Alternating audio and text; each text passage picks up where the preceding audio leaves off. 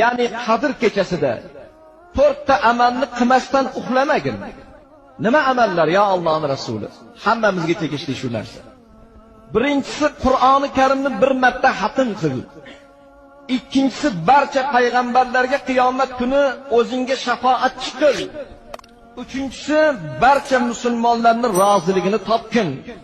To'rtinchisi haj va umra qilgin.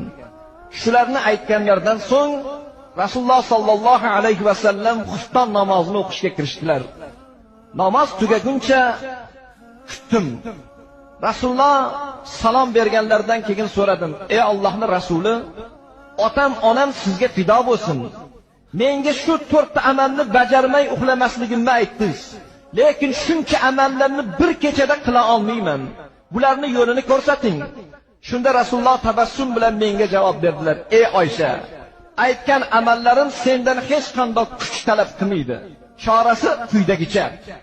Birinchisi, 3 marotaba Ixlos surasini o'qisang, ya'ni Qul huvallohu ahadni o'qisang, Qur'onni xatm qilganchalik bo'lasan dedilar.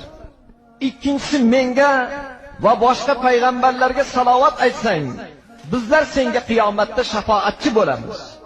Uchinchisi, mo'min birodarlaring uchun Allohdan afv tilasang, ularni hammasini rozi qilgan bo'lasan. Namozda aytadigan salovat, ya'ni Qadr kechasida 4 ta amalni qilmasdan uxlamagin. Nima amal?